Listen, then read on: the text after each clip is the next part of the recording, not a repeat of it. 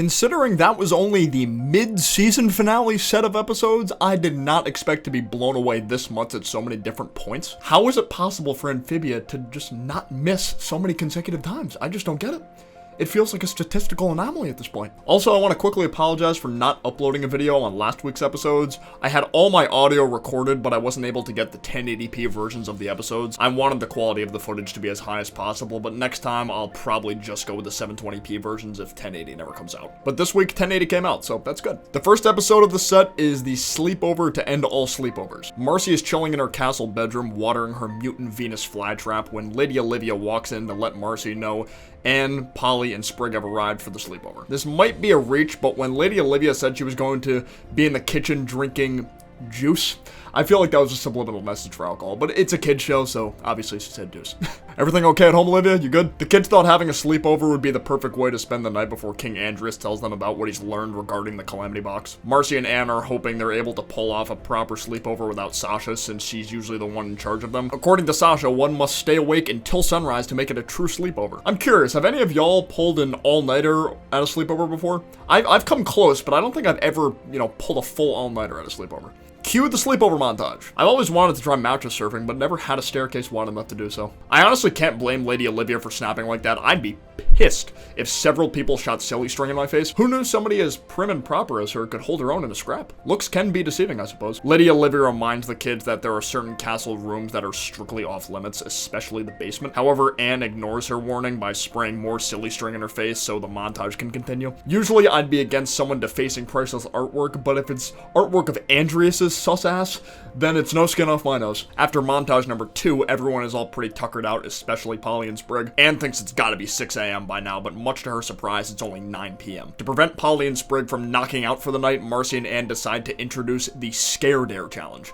Basically, somebody comes up with a thrilling dare that everyone in the group will have to partake in. But whoever bails on the dare first gets their name written in the Book of Losers. And once your name is in there, it can never be taken out. Ooh. The way they're presenting this book reminded me a lot of how Chris McLean from Total Drama presented the Boat of Losers to contestants. I just love the way he pronounced the word loser, like, loser. They have trouble thinking of anything good at first because Sasha was always the one who came up with the best scare dares. Anne notices a picture of the castle layout on Marcy's wall and suggests they check out the off-limits basement for the scare dare. The way this first basement staircase looked reminded me a lot of the staircase that led to the secret library wing Marcy found a few episodes back, but they're completely different areas of the castle though. Marcy's clumsiness kicks in again, causing her to tumble all the way down the stairs. Shout out to cartoon durability, man. It's a miracle her head didn't split in two falling down those concrete steps. The bottom of the staircase leads to a long hallway with mirrors all over the walls. Marcy states that in some cultures, mirrors are used to fend off spirits or even summon. Well, she's absolutely right, because the mirrors are there to specifically fend off certain spirits. At the end of the hallway, there's a locked door that says keep out in Newtopian spelling. They're all scared out of their minds at this point, but their refusal to go in the Book of Losers continues to outweigh their fear. So they pry the door open to find some type of flooded crypt. Marcy and Anne want to go back at this point, but Spring and Polly start egging them on. They want them to prove they're not truly scared by taking a selfie with the creepiest looking coffin in the crypt. After they take the forced photo, several spirits arise from the coffin/flooring. The thing is, these spirits don't look anything like newts. Isn't it confirmed that King Andrias, who's a newt, and his family have been ruling the kingdom for generations? So why would a crypt, which is usually where the coffins for previous rulers are kept, have coffins of non-newt creatures? Anne is trying to figure out what exactly they are. Are they aliens, ghosts, what? Like, we gotta get out of here, Scoob! I love how much of a woman of culture Marcy is. Very Pog Scooby-Doo reference. It would have been hilarious if they did one of those room chase sequences where the spirits and the kids keep going back and forth between several rooms in one hallway.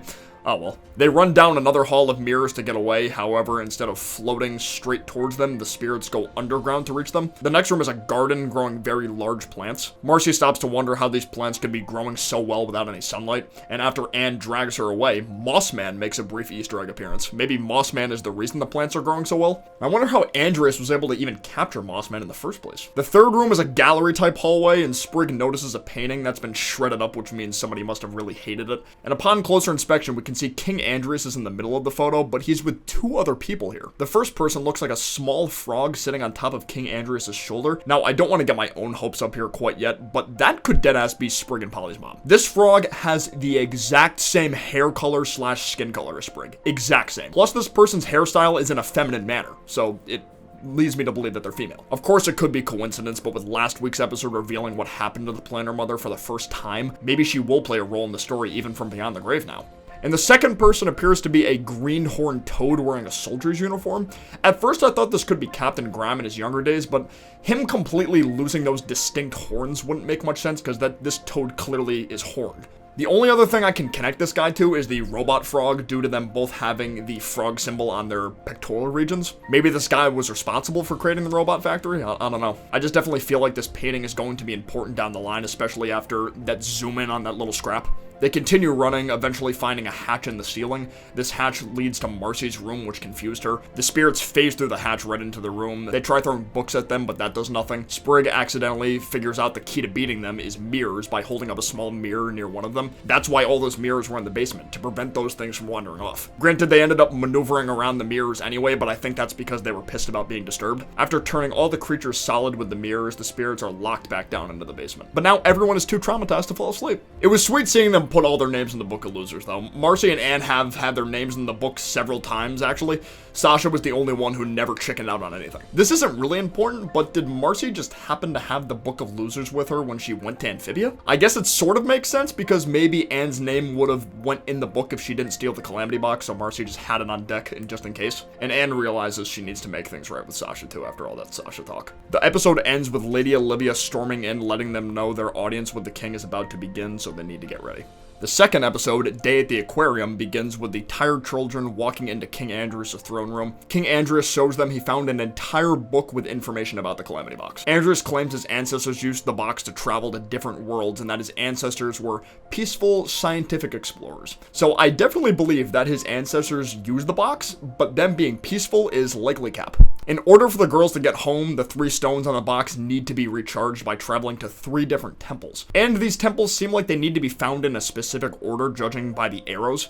The first temple being a very generic looking tomb temple, the second being some kind of archway, and the third being a volcano. I have a feeling the volcano is going to be the temple that activates Sasha's gem. There was an Amphibia AMA a little while back where it confirmed Anne and Sasha's next meetup was described as volcanic. With the order of the gems being green, blue, purple from left to right in the book, that leads me to think the first temple will recharge Marcy's gem, the second will be Anne's, then Sasha at the volcano. Also, the 3 stones each channel a different kind of energy, so a Twitter user by the name of Valor Forever was able to translate the Newtopian language from this book into English, so shout out to them for that. I'll link the full tweet in the description down below for anyone who wants to see it. The text underneath the green stone translates to the word wit, which represents Marcy's intelligence, obviously, since she's the green gem. The text under the blue stone represents Anne's heart, since she's the most down-to-earth member of the trio and usually follows her heart in scenarios. And the text beneath the pink/purple stone translate to Sasha's strength. And the text on the page next to it reads, 3 stars burning bright come from beyond to expel the night. Should they fight or embrace? Their choice will determine all. So of course the 3 stars represent our 3 heroines.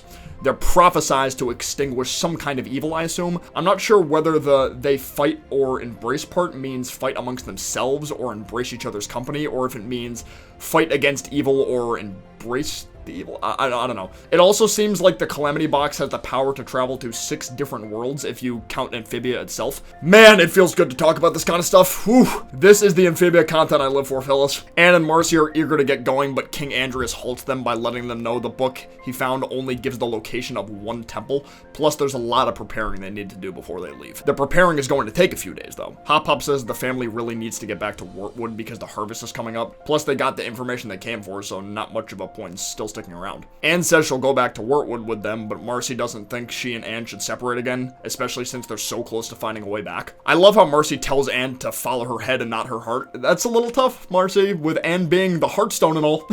With that plan set, the family decides to spend the last day together by going to an aquarium. When the episode gives us a quick white view of the aquarium, we can see the little newt girl who Anne helped back in the scavenger hunt episode. While they're checking out an exhibit, Hop Pop notices an eel in a tank that was the exact same kind of eel that attacked them when the basement flooded. This ends up being a continuing trend throughout the episode. They keep seeing things at the aquarium that remind them of all their adventures together.